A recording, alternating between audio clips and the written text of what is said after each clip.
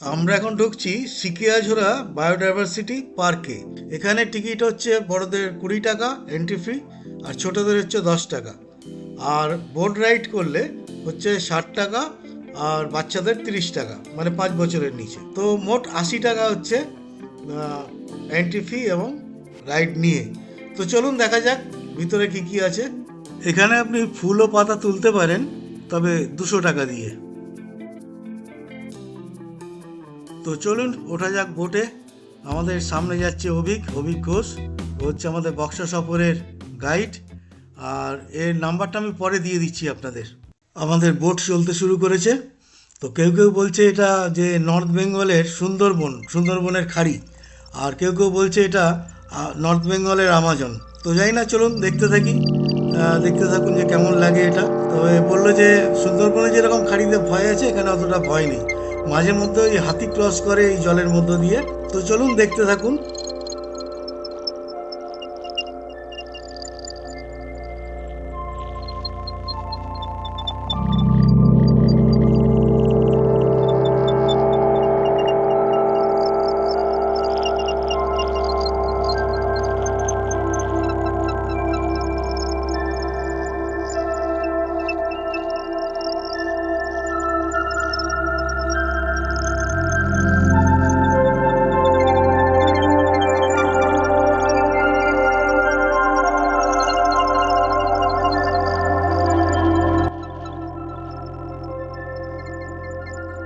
জঙ্গলে এই বোট জার্নির মধ্যে সবচেয়ে বেস্ট পার্ট লাগলো আমার এটা। এই এক ঝাঁক টিয়া সারা আকাশ জুড়ে উড়ে বেড়াচ্ছে, এটাই আমার কাছে বেস্ট লাগলো। আপনাদের কেমন লাগলো জানাবেন প্লিজ। আমাদের বক্সা রেঞ্জের গাইড ছিল হচ্ছে এই অভিক ভাই। অভিক খুব হেল্পফুল ছেলে। আপনারা চাইলে এর সাথে যোগাযোগ করতে পারেন। এ আপনাদের বক্সা রেঞ্জ ঘুরে দেখতে আপনাকে সাহায্য করতে পারে। হ্যাঁ, তোমার নাম আর টেলিফোন নাম্বারটা বলে দাও। আমার নাম অভিক ঘোষ। ফোন নাম্বার হচ্ছে নাম্বারটা বলো। 8927226943। আমরা সিকিয়াঝোড়া বায়োডাইভার্সিটি পার্ক ঘুরে এখন যাচ্ছি আমরা রায়মাথাঙের দিকে। তো রায়মাথাঙে যাওয়ার আগে এই নদীটা পড়েছে, এটা হচ্ছে একটা রিভার বেড, মানে শুকনো নদী। বর্ষাকালে এই নদী দিয়ে জল যায় আর কি, বর্ষার জলগুলো এখান থেকে প্রবাহিত হয়। তো যাও, বেশ ভালোই লাগছে দেখতে। এটা ঠিক রায়মাথাং ঢোকার আগে। আর এখানকার প্রাকৃতিক সৌন্দর্য তো অসাধারণ, দেখতে পাচ্ছেন, দারুণ লাগছে আর কি। তাই আমার এত ভালো লাগলো যে আমি রনকে বললাম একটু গাড়িটা দাঁড় করাও, আমি একটু রেকর্ড করে নিই। তো ওরা কেউ নামেনি, আমি একাই নেমে রেকর্ড করতে শুরু করে দিলাম।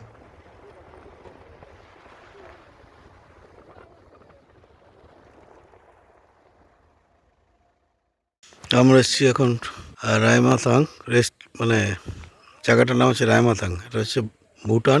ওই পাহাড়টা দেখছেন, ওটা হচ্ছে ভুটান, আর এ পাহাড়টা হচ্ছে ইন্ডিয়া। আর এটা হচ্ছে বক্সা ফরেস্টের মধ্যেই পড়ছে, টাইগার ফরেস্টের মধ্যেই পড়ছে। আর এখানে ভুটানের টাইম নিচ্ছে, 3:35 দেখাচ্ছে। অ্যাকচুয়াল এখন 3:05 আমাদের টাইমে। আর আমরা রয়েছি, আমাদের আজকে আস্তানা হচ্ছে এটা। বাইরেটা খুবই সুন্দর, ভিতরটা একদম সাধারণ।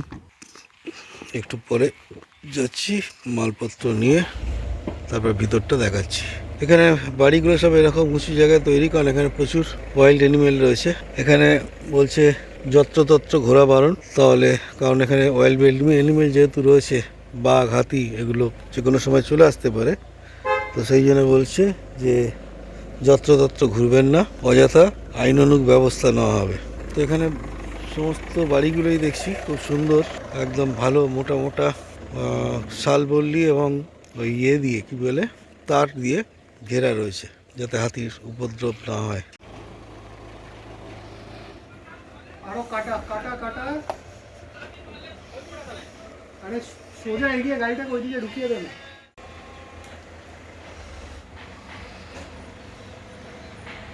এই যে রুমগুলো অতি সাদামাটা, এই ব্যালকনি ছোট্ট, তার সাথে এই ওয়াশরুম। জল ওরা গরম জল দিয়ে দিচ্ছে। সব মিলিয়ে হোমস্টের পরিবেশটা খুবই ভালো।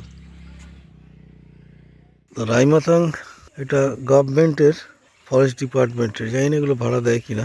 এখানে এই বোর্ডটা লাগানো রয়েছে, কাছাকাছি বন্য প্রাণী রয়েছে, এখানে ঘোরাফেরা করা সম্পূর্ণ নিষিদ্ধ, অন্যথায় আইনি ব্যবস্থা নেওয়া হবে। তো যাক, সুন্দর এই জায়গাগুলো সাজিয়ে রেখেছে ফুলের বাগান করে।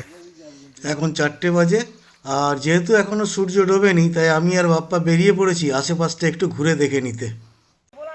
এটা হচ্ছে রায়মার্টিন রিভার, এটা ক্রস করলে উপরে ভুটান।